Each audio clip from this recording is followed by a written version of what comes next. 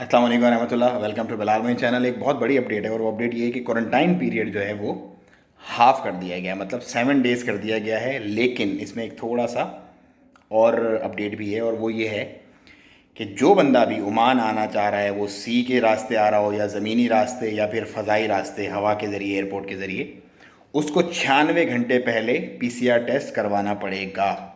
जी हाँ, जैसे कि पाकिस्तान जाते हुए यहाँ से लोग करवा के जा रहे हैं, इसी तरह ओमान आने से पहले भी PCR टेस्ट करवाना पड़ेगा। कम से कम 96 घंटे पहले का वैलिड होगा, उससे अगर पुराना होगा तो वो वैलिड नहीं होगा। और 7 डेज़ क्वारंटाइन जब पीरियड ख़त्म हो जाएगा, जैसे आप आए, उतरे, आपने वो रिपोर्ट शो की, आप चले गए डायरेक्ट क्वारंटाइन में। जब क्वारंटाइन पीरियड आपका ख़त्म हो जाएगा 7 डेज़ का, उसके बाद फिर आपका एक PCR टेस्ट होगा जो कि ओमान के अंदर होगा। सो बेसिकली 2 PCR टेस्ट होंगे ओमान में दाखिल होते हुए।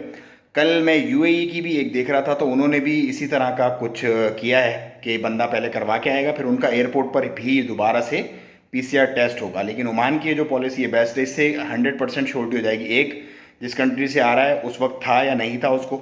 दूसरा, जब यहाँ से क्वारंटाइन पीरियड फारिग हो गया उसके बाद पॉजिटिव होके या निगेटिव होके बंदा, अगर निगेटिव होगा तो क्लियर होके निकल जाएगा, अगर पॉजिटिव होगा तो फिर भी पता चल जाएगा बंदे का फ़ौरन। So it's very good strategy.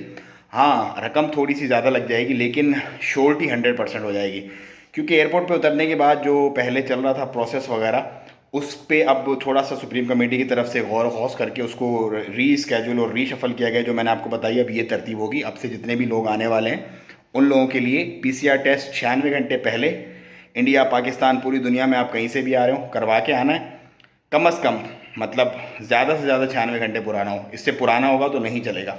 और यहाँ पे आने के बाद क्वारंटाइन होगा 7 दिन का, और उसके बाद फिर एक PCR टेस्ट होगा।